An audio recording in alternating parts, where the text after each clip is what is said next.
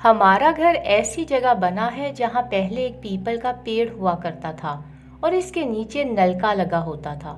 जब कोई नलके से पानी लेने जाता तो इन्हें वहाँ एक औरत दिखाई देती थी। कुछ अरसे के बाद दरख्त और नल को हटाकर वहाँ घर तामीर कर दिया गया, जो मेरे वालिद को दादा अब्बू ने अलग होने के बाद दिया। जब हमारी रिहाइश शुरू हुई तो कुछ न कुछ वाकयात होते रहते थे, लेकिन कोई ज्यादा इस तरफ ध्यान नहीं देता था, क्योंकि जो भी अनदेखी मखलूक वहाँ रिहाइश पजीर थी, उन्होंने कभी किसी को कोई नुकसान न पहुंचाया था, सिवाय इसके कि कोई इनकी जगह पर ना सोए। बस इनका एक काम चीजें गायब करना होता था और अगले दिन वो उसको वापस रख देते थे। अक्सर औकात हमारे घर कोई अजीज या रिश्तेदार वगैरह आते जिनके हमरा छोटे बच्चे हुआ करते थे, और कभी इन्हें रात हमारे घर गुजारना पड़ती थी। तो अगर इन्हें इस कमरे में जगह बनाकर दी जाती तो आधी रात को उठकर बच्चे रोना शुरू कर देते थे और चुप होने का नाम ही नहीं लेते थे। रोने के साथ साथ इनकी शक्लें अजीब सी होने लगती थीं। सर के बाल सीधे खड़े हो जाया करते थे। इन्हें देखकर इनकी माओं को भी खौफ आने लगता था। जब तक इनका कमरा ना तब्दील किया जाता वो रोते ही रहते थे। अक्सर औकात घर में रखी चीजें गायब हो जाती थीं और अगले दिन किसी और जगह से मिलती थीं, या पैसे गायब हो जाते थे। चीजें तो वापस आ जाती थी मगर पैसे नहीं मिलते थे। अगर इस आदमी ने किसी और को बताया हो कि पैसे गायब हैं तो फिर वो सच में पैसे गायब ही समझे। एक दिन अम्मी तंग आकर पीर से दम किया हुआ पानी ले आई कि जो भी मखलूक घर में रहती है छोड़ जाए, और इसका पूरे घर में छिड़काव करना था। मेरी उम्र इस वक्त कोई 11 साल होगी। जब सुबह अम्मी काम में मसरूफ थीं तो उन्होंने मुझसे कहा कि दम किए पानी का छिड़काव कर दो। मैंने अम्मी का हुक्म बजा लाते हुए पूरे घर में छिड़काव कर दिया और आकर गैलरी में रखी चारपाई पर बैठ गई। थोड़ी देर बाद मेरे सारे जिस्म की रगें खींचने लगीं और पूरे जिस्म में शदीद दर्द शुरू हो गया।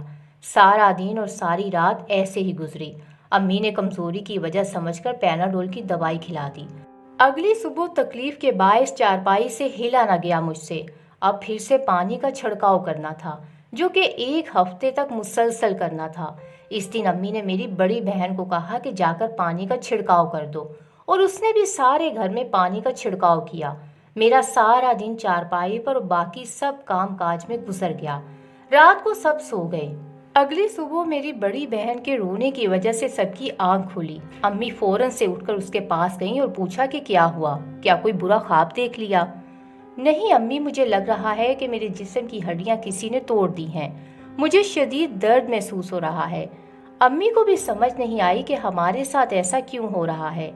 उन्होंने उल्टा डांट दिया कि दोनों ने मिलकर बहाना ढूंढ लिया है काम ना करने का। अगली सुबह फिर वही काम दोहराया जाना था, इसलिए अम्मी ने बोतल पकड़ ली और हर जगह पानी का छिड़काव शुरू कर दिया। जब बारी आई उस कमरे की तो अम्मी ने खिड़की में खड़े होकर मुट्ठी में पानी जमा किया ताकि कमरे में छिड़काव कर सकें। अभी वो छिड़काव करने ही वाली थी कि अचानक उनके सामने एक बुजुर्ग आ गए जो बकौल अम्मी के सफेद कपड़ों में थे। उन्होंने गुस्से से अम्मी को कहा कि यहाँ ये नापाक पानी मत फेंको, हम नमाज पढ़ते हैं, इसकी वजह से हम यहाँ नमाज नहीं पढ़ सकते। शुक्र करो तुम्हारे बच्चों को ज्यादा कुछ नहीं कहा, इशारा दिया था तुम्हें और तुम फिर भी नहीं समझी और वही काम कर रही हो। मैं मना कर रहा हूँ तो हो जाओ, वरना नुकसान उठाओगी। इसके बाद वो वहाँ से गायब हो गए और अम्मी वहीं पर साकन खड़ी थी। हमने अम्मी को आवाज़ दी कि क्या हुआ, ऐसे क्यों खड़ी हैं। कुछ देर के बाद अम्मी कांपते हाथों के साथ वापस मुड़ी और हमारे पास आकर बैठ गईं और कहा कि वो बाबा देखा था तुम दोनों ने, इसने कहा है कि यहाँ पानी मत फेंको। इसके बाद हमें भी खौफ आने लगा।